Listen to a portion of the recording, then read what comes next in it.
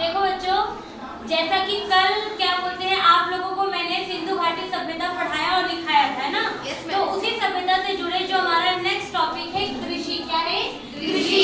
यानी जो सिंधु घाटी सभ्यता के लोग थे, जो सिंधु सरस्वती सभ्यता के लोग थे, वो लोग किस प्रकार की कृषि करते थे और कृषि से जुड़े उनके टाइप्स वगैरह क्या थे उसके बारे में। तो देखो बच्चों, जो भी चीजें हम लिख और पढ़ रहे हैं हमारे हिस्ट्री के टेक्स्ट बुक में है, वो सारी चीजें ये पुरातात्विक जो विभाग है उन्होंने जब खुदाई की थी तो उनसे जो मिट्टी में धंसे जो दबे अवशेष प्राप्त हुए थे, तो उनपे ये सारी चीजों के अवशेष मिले थे, उनसे कुछ ऑब्जेक्ट्स मिले थे, जिससे ये अनुमान लगाया गया कि वैसे लोग ये सारी कामों को करते होंगे, है ना? तो उसी से कृषि से क्या चीजें थे उनको देखते हैं।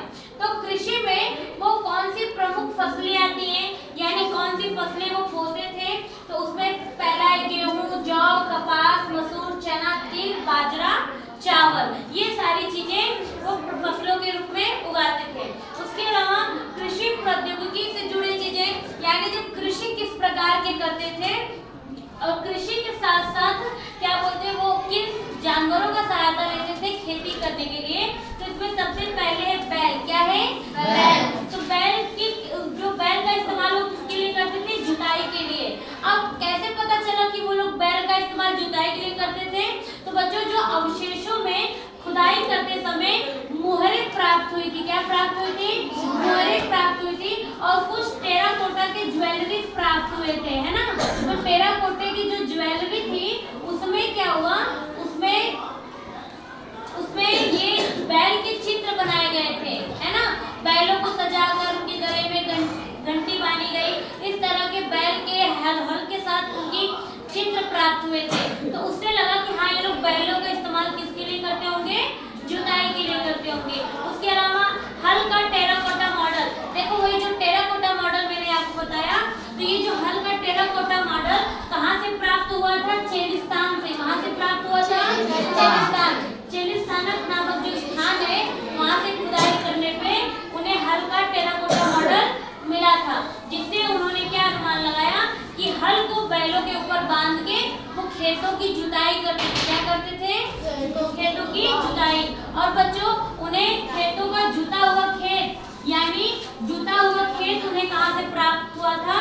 तो कालीबंगा से। कहाँ से प्राप्त हुआ था? कालीबंगा से। और ये बहुत इम्पोर्टेंट है, यानी आपके एग्जाम में पूछा जाएगा या फिर आपसे जनरल नॉलेज में पूछा जाएगा कि सिंधु सभ्यता में सबसे पहले जुता हुआ खेत किस स्थान से प्राप्त हुआ था? तो आप बताओगे कालीबंगा से।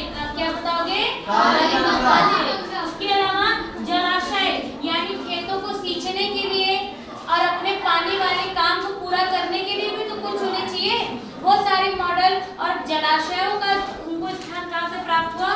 धौलावीरा से। कहाँ से? धौलावीरा। ये भी बहुत इंपॉर्टेंट और चर्चित क्वेश्चन है, क्योंकि आपको पूछा जाएगा कि खुदाई करते समय सिंधु घाटी सभ्यता के जलाशय किस स्थान से प्राप्त हुए थे? तो आप कहेंगे धौलावीरा। क्या कहेंगे? धौलावीरा। और बच्चों, खुदाई के समय तांबे का औजार भी प्राप्त हुआ था। क्या प्राप्त हुआ था? तांबे का औजार, जैसे कि हसिया। तो हसिया बच्चों आप जानते होंगे, गेहूं धान के वक्त जो इसे काटा जाता है वह उनको प्राप्त हुए, और वो किस धातु के बने थे? तांबे के बने थे। तो इससे एक बात और पता चलती है कि उन्होंने उनके समक्ष, यानी सिंधु घाटी के समक्ष वहां के लोग किस धातु की खोज की थी? तो तांबे की खोज की थी। किसकी खोज की थी? तांबे की खोज की थी। अगर आपसे कोई पूछे सिंधु घाटी सभ्यता के लोग ने सबसे पहले किस धातु की खोज की, तो आप कहेंगे तांबे का, कॉपर का। किसका खोज किया था? कॉपर का किया था।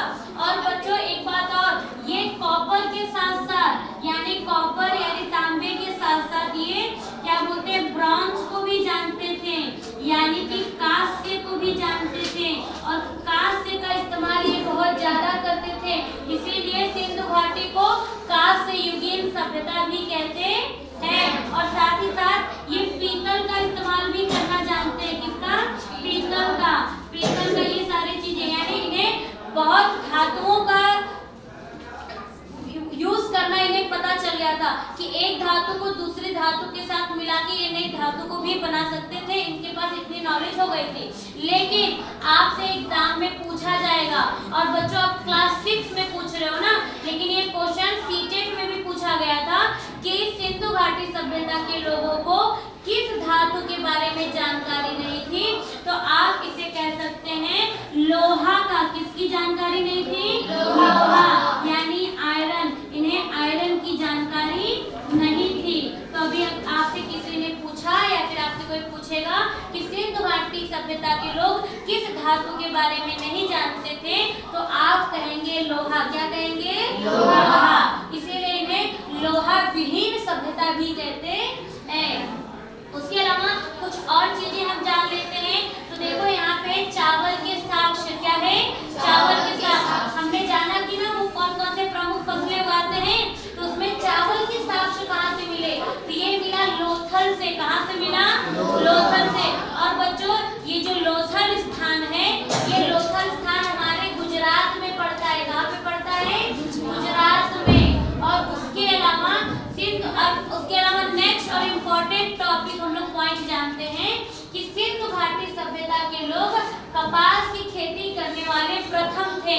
अगर आपसे कोई पूछे कि सर्वप्रथम किन सभ्यता के लोगों ने कपास की खेती की थी, तो आप कहेंगे सिंधु घाटी। क्या कहेंगे? सिंधु घाटी। और दूसरी चीज यहाँ के लोगों ने, देखो जैसे बैल हो गया, बैल के अलावा यहाँ पे कौन से जानवर है? हाथी। क्या है? हाथी। हाथी के अलावा यहाँ पे बाघ। क्या है? बाघ। और बैल, है ना, बैल तो लिखा ही है, घोड़ा। ये सारे जानवरों का ये सब इस्तेमाल करते थे। और इसके साथ साथ हम पढ़ चुके हैं कि पाषाण युगीन के लोग, यानी ये जो सभ्यता के लोग, ये लोग कुत्ते का भी इस्तेमाल करते थे। ये सारी चीजें पढ़ेंगे नहीं? तो उसी में घोड़े की खोज कहाँ पर हुई थी? घोड़े के अवशेष कहाँ पर मिले थे? अगर आपसे कोई पूछे तो घोड़े के साक्ष्य सुतकांगुर डोर से मिले थे। कहाँ से मिले थे? सुतकांगुर डोर से मिले थे। और ये सब सिंधु घाटी सभ्यता के सबसे पश्चिमी भाग है। सबसे क्या? पश्चिमी भाग है, जो कल हमने इसको पढ़ा था। तो इतनी सारी चीजें आपको पता चली कि नहीं? तो कृषि से जुड़ी ये सारी बातें हैं। और इसके बाद हम अगले लेक्चर में पढ़ेंगे नगरीय सभ्यता। क्या पढ़ेंगे? नगरीय सभ्यता, कि वहाँ के नगर कैसे थे, वहाँ के लोग नहाने का क्या काम था, नाली व्यवस्था कैसी थी, वो सारी चीजें पढ़ेंगे, है ना। तब तक के लिए इसे नोट डाउन कर लीजिए और हमारे YouTube के फ्रेंड्स के लिए बोलिए please do like share and subscribe.